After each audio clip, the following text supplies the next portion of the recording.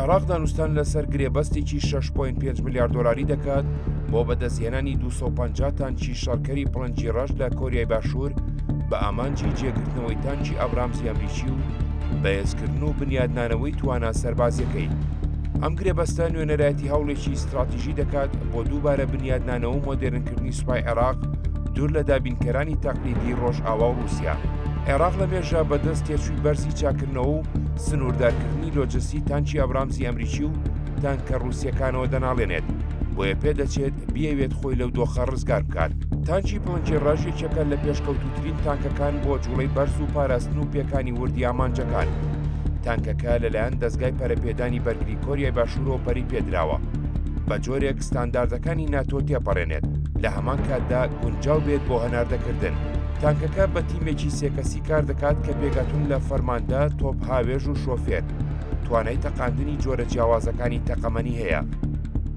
سیستمی کۆنتڕۆڵکردنی کۆمەڵە گەستەوەری پێشکەوتوو لە خۆ دەگرێت کە بریتین لە کامێرای گەرمی، لەیزەر، ڕاداری شەپۆلی میلیمەتری.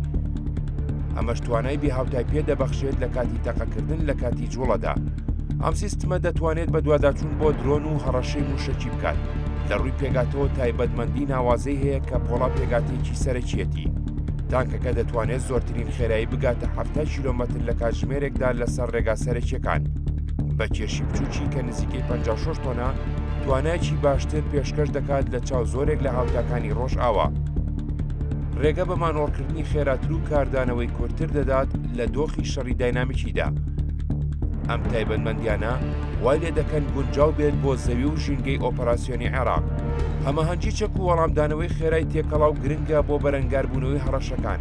کڕینی تانکی پێشبینی کرا و گۆڕانکاریی گەورە لە دیدگای استراتیژی بەغداد نیشان دەدات، لە کاتێکدا لە پشتبەستن بە واشنگتۆن و مۆسکۆ دوور دەکەوێتەوە بۆ بنیادنانی سیاسەتێکی بەرگری. بۆ دەیان ساڵە سیستمی سەربازی عێراق هەژمونی چەکی ئەمریکی و رووسی بەسەری دازاڵە کە زۆر جار سنووردارکردنی ئۆپەراسیۆن و سنووردارکردنی پارچەی یەدەجی لەگەڵدا بوو.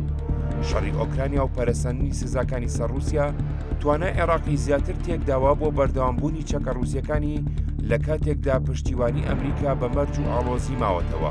تانکەکە توانای عێراق پێناسە دەکاتەوە و دەیخاتە ڕیزی وڵاتانی وەک سعودیا و قەتەر، بەڵام بەغداد پێویستی بە هاوسەنجێکی وردی ئەم هاوبەشیە دەبێت بۆ ئەوەی دوور بکەوێتەوە لە ئاڵۆزی سیاسی لەگەڵ واشنگتۆن کە گەورەترین هاوبەشی بەرگری و سەربازی عێراقە.